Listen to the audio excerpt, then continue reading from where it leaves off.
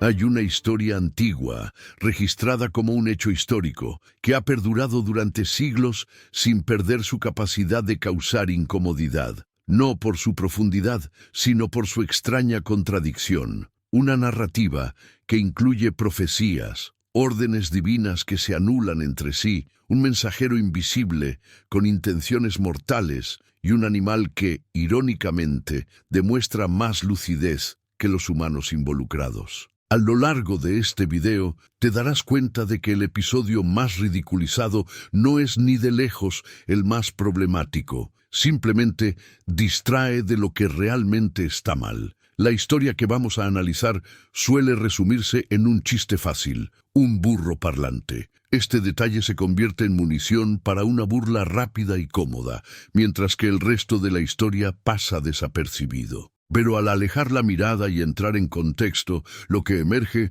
no es solo un milagro extraño, sino una secuencia de decisiones divinas confusas, moralmente ambiguas y a veces inconsistentes, incluso dentro de las mismas reglas que el texto afirma respetar. Aquí está el punto central que casi nunca se explora. No se trata de una fábula simbólica ni de un relato alegórico aislado. El texto se presenta como un registro literal de acontecimientos, con nombres, lugares, intenciones claras y consecuencias reales. Y precisamente por eso, cada acción atribuida a Dios en esta narrativa tiene un peso enorme. No se trata solo de lo que sucede, sino de lo que estas acciones revelan sobre el carácter de la deidad que las realiza. El propósito de este contenido es simple y directo, y precisamente por eso resulta inquietante. No nos conformaremos con explicaciones superficiales ni con atajos teológicos que intenten suavizar contradicciones evidentes. Seguiremos la historia paso a paso, respetando el texto tal como se presenta, sin filtros,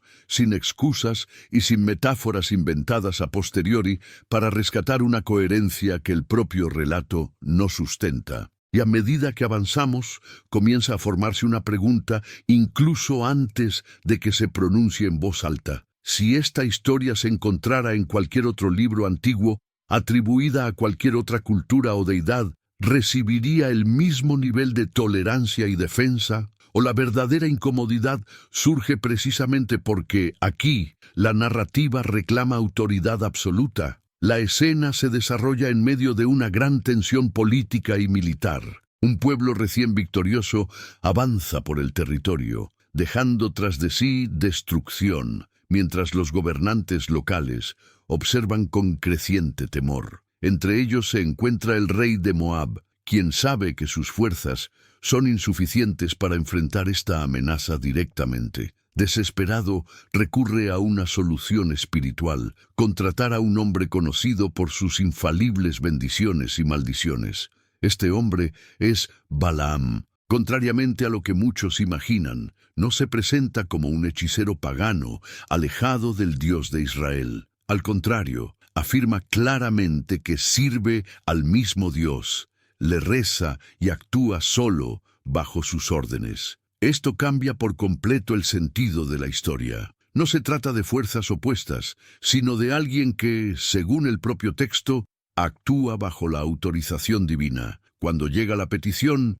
Balaam hace exactamente lo que se espera de un profeta obediente: consulta a Dios antes de aceptar. La respuesta es clara y directa. No debe irse, no debe maldecir a ese pueblo, pues son benditos. Balaam acepta la respuesta sin rechistar, despide a los mensajeros y da por concluido el asunto. Hasta este punto, la narración parece coherente, pero la historia no termina ahí. El rey insiste, envía emisarios más importantes y ofrece mayores recompensas. Balaam consulta a Dios de nuevo, y esta vez la respuesta cambia. Ahora puede irse, con la condición de que solo diga lo que Dios permite, sin explicación, sin justificación, sin ningún cambio aparente en el escenario. El orden divino simplemente se altera. Es precisamente en este punto que todo empieza a cambiar. Balaam hace lo que se le permitió, emprende su viaje, obedeciendo la nueva instrucción, y entonces, de repente, la narración afirma que Dios está enojado porque partió. El mismo Dios que autorizó el viaje ahora envía un mensajero para matarlo en el camino, sin una nueva orden, sin previo aviso, solo castigo. Antes de pasar a lo que sucede a continuación, pensemos con calma en lo siguiente. Si obedecer puede ser causa de muerte y desobedecer también, ¿dónde está exactamente el criterio? Si esta historia te ha parecido extraña hasta ahora, escribe la siguiente frase en los comentarios. Obedecer no siempre te protege. El camino parece común, la senda es familiar, y Balaam cabalga acompañado de sus sirvientes, montado en su burro. Nada indica que este viaje autorizado conlleve una sentencia de muerte oculta. Nada, excepto para quienes pueden ver lo que él no puede. Delante, de pie en medio del camino, está el ángel del Señor, con la espada desenvainada bloqueando el paso. Balaam no ve absolutamente nada, pero el burro sí ve. El animal se desvía del rumbo. Balaam reacciona violentamente, interpretando el movimiento como terquedad. El camino se estrecha, el peligro se acerca y de nuevo el burro intenta escapar de lo que le espera. Otro golpe. No hay advertencia ni explicación, solo un castigo repetido para quien, irónicamente, intenta salvar la vida de su dueño. A cada paso, la narrativa invierte las expectativas más básicas de lógica y percepción. Cuando no hay otro lugar a donde ir, el burro simplemente se niega a moverse, se tumba. Balaam estalla de rabia. En ese momento, la historia cruza la línea del absurdo y entra en un territorio aún más incómodo. El animal empieza a hablar, no con acertijos ni metáforas, sino con argumentos claros, directos y racionales. Cuestiona la injusticia, señala la historia de lealtad y le pide a Balaam que evalúe los hechos. Y lo más extraño no es el discurso en sí, es la reacción. Balaam no muestra sorpresa, miedo ni conmoción. Responde como si se tratara de una conversación perfectamente normal. No hay asombro, solo irritación. La narrativa trata lo imposible como trivial, mientras transforma la conducta divina, que debería ser el eje moral de la historia, en algo cada vez más confuso. Solo después de esto, Balaam comienza a ver lo que siempre había estado allí. Sus ojos se abren y finalmente ve al ángel armado, listo para matarlo. La revelación no llega antes del castigo, ni como una advertencia preventiva. Surge después del sufrimiento, después de la violencia injustificada contra el animal, después de que se haya establecido el caos. La pregunta ahora ya no es si esto es extraño, sino por qué se habría hecho de esta manera. Y al concluir la escena, una pregunta se cuela silenciosamente. Si Dios puede abrir los ojos cuando quiere, ¿por qué esperar tanto? ¿Qué se estaba poniendo a prueba allí exactamente? ¿La obediencia, la paciencia o la sumisión ciega a órdenes que cambian sin explicación? Ante el ángel, Balaam se postra aterrorizado. De inmediato asume la culpa, aún sin comprender plenamente su error. No hubo rebelión consciente ni desobediencia deliberada. Simplemente siguió la última instrucción recibida. Aún así, el ángel lo acusa, afirmando que su camino era malo y que, de no ser por la intervención del burro, ya estaría muerto. Aquí, la narración crea una paradoja difícil de ignorar. Balaam es responsabilizado de algo que desconocía por completo. La información crucial le fue ocultada y revelada a un animal. El castigo se preparó antes de la explicación, y ésta, cuando finalmente llega, no corrige el proceso, simplemente lo pone fin. No hay disculpa ni reconocimiento de la confusión creada. En un giro aún más desconcertante, la historia regresa exactamente al punto donde comenzó el conflicto. El ángel le dice a Balaam que continúe su viaje, con la misma condición que antes, decir solo lo que Dios le ordena. En otras palabras, tras casi ser asesinado por obedecer, Balaam recibe permiso para seguir obedeciendo. Nada ha cambiado. No se ha introducido ninguna nueva regla. Este patrón plantea un problema profundo. Si la moralidad del sistema depende de información que se oculta selectivamente, la responsabilidad humana se vuelve artificial. ¿Cómo se puede culpar a alguien por fallar en una prueba cuyas reglas no se revelaron? La historia no responde a esto.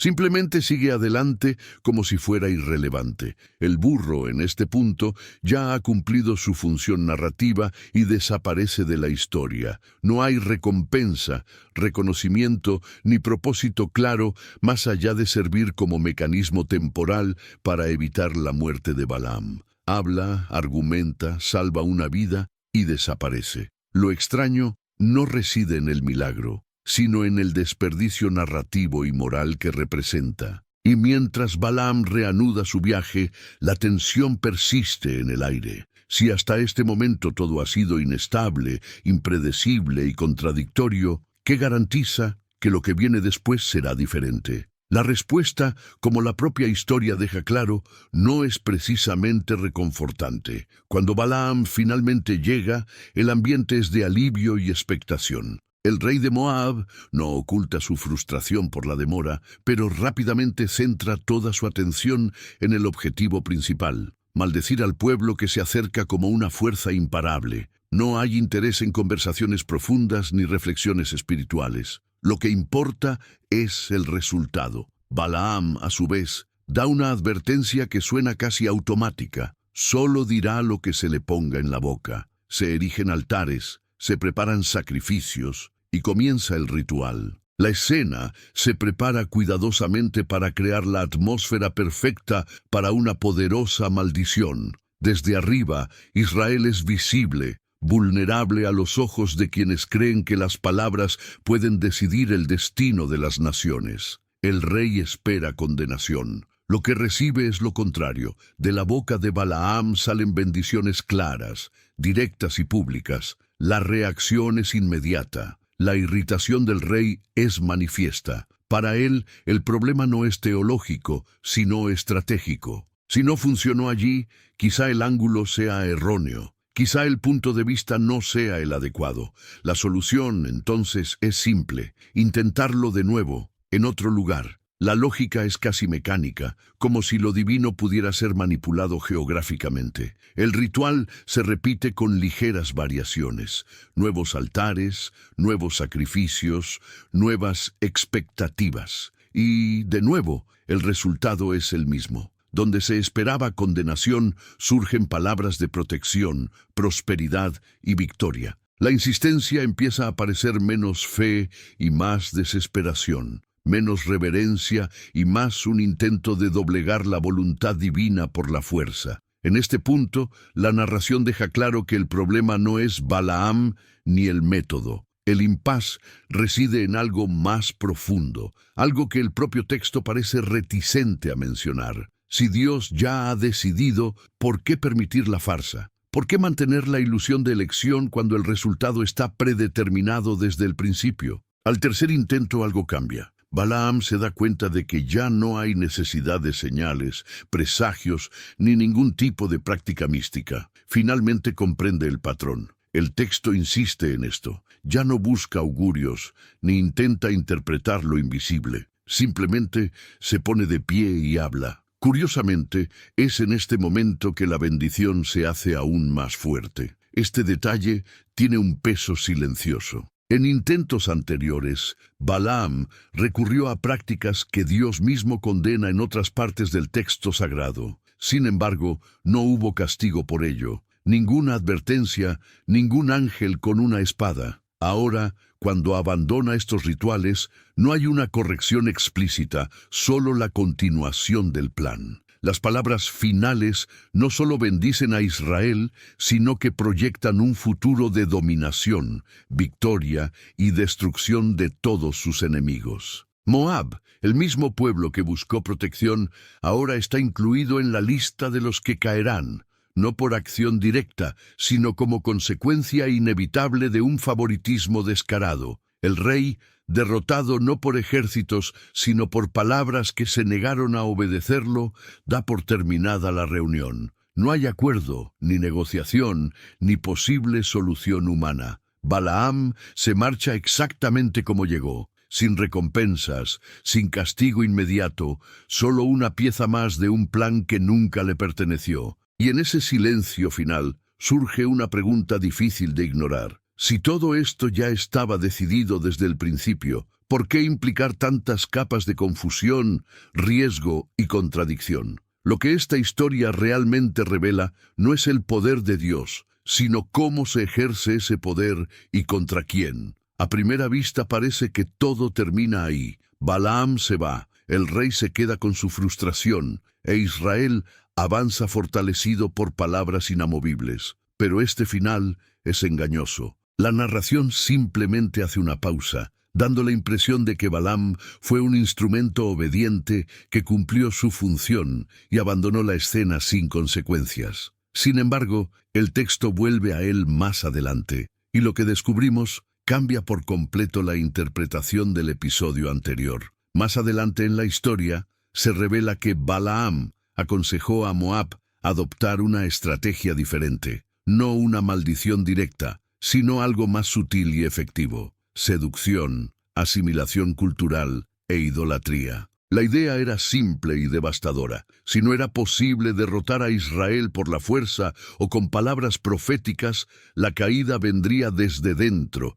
mediante la ruptura del mismo pacto que los protegía. El resultado fue trágico. Una plaga se extendió entre los israelitas, causando la muerte de miles, no por un ataque enemigo, sino como castigo divino. La misma deidad que antes había protegido a este pueblo se convirtió ahora en el agente de la destrucción, reaccionando a un pecado que, irónicamente, fue facilitado por alguien a quien él mismo había usado como profeta. Aquí, la línea moral se vuelve casi imposible de mantener. Balaam actúa, aconseja, influye, y otros pagan el precio. La responsabilidad se diluye. El castigo golpea en masa, mientras que el origen del problema permanece convenientemente alejado del centro de la culpa. La narrativa no ofrece ningún ajuste preciso de la justicia, simplemente ejecuta la consecuencia. Este desarrollo tardío proyecta una nueva sombra sobre todo lo anterior. Si Balaam fue solo un instrumento, ¿por qué su influencia posterior se considera una traición? Y si fue responsable, ¿por qué Dios lo utilizó repetidamente? La historia no cierra este círculo, solo acrecienta la tensión moral. El fin de Balaam no llega en forma de juicio profético ni de corrección divina directa. Muere en una batalla común, eliminado como cualquier otro enemigo. No hay un momento espiritual destacado ni una explicación profunda. Un hombre que habló con Dios, vio a un ángel armado y cuyo nombre quedó registrado en textos sagrados, termina sin ceremonias, como si su importancia hubiera sido temporal desde el principio. Este final refuerza la sensación de descartabilidad que recorre toda la narrativa. Balaam es útil mientras cumple un propósito específico. Después, se vuelve irrelevante. No hay una redención clara, ni una condena explícita que corresponda a la complejidad de sus acciones. Solo silencio y reemplazo. Para muchos lectores, este detalle pasa desapercibido, pero tiene un peso enorme. Si incluso un profeta puede ser utilizado, engañado, casi asesinado, rehabilitado, ignorado y eliminado sin coherencia aparente, ¿qué dice esto sobre el sistema moral que rige esta historia? ¿Dónde está exactamente la justicia proporcional? La famosa escena del burro parlante, en este contexto,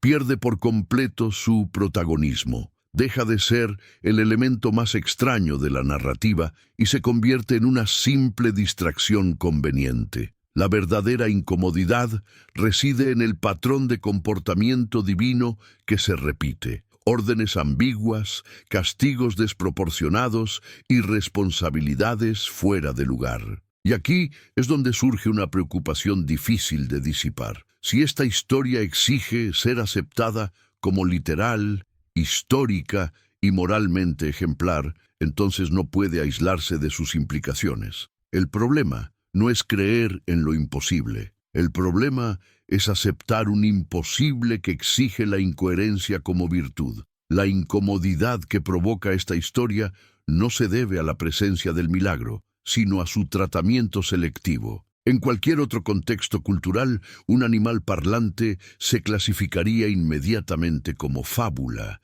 mito o alegoría. Aquí, sin embargo, El requisito es diferente. Aceptarlo como un registro histórico literal, sin cuestionamientos proporcionales a la extrañeza del suceso. Aquí es donde muchos intentan suavizar la narrativa. Algunos dicen que es solo un detalle curioso, otros prefieren convertirlo en un símbolo, mientras que otros ignoran por completo las implicaciones morales y se centran únicamente en el mensaje principal. El problema es que el texto en sí no permite este tipo de encuadre cómodo. Se presenta como un relato factual, vinculado a eventos, lugares y consecuencias reales. Cuando alguien intenta restarle importancia al incidente del burro, termina tropezando con algo aún más incómodo. Para que la historia funcione, es necesario aceptar que Dios oculta información esencial, castiga sin previo aviso, cambia de opinión sin explicación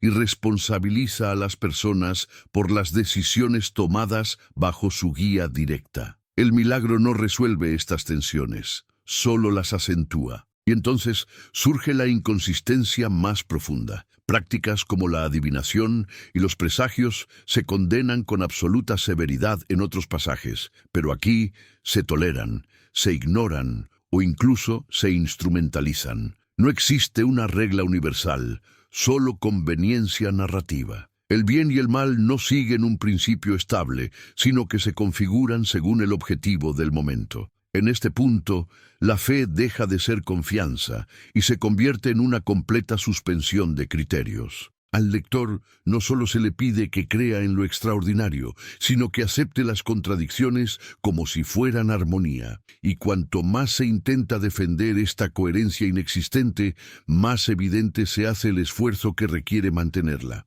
Al final, el burro parlante se vuelve casi irrelevante. Es simplemente el elemento más llamativo de una historia plagada de defectos estructurales mucho más graves. El verdadero problema reside en la representación de un Dios que actúa con descarado favoritismo, manipula las circunstancias, prueba sin clarificar y castiga sin coherencia proporcional. La pregunta que queda no es ¿podría suceder esto?, sino ¿debería defenderse? Si la moral divina solo funciona cuando se acepta sin cuestionamientos, entonces no es moral, sino autoridad bruta. Si la justicia depende de información oculta y decisiones retroactivas, entonces no es justa, sino arbitraria. Aceptar esta narrativa literalmente exige un alto precio. Abandonar la misma racionalidad aplicada a cualquier otro texto antiguo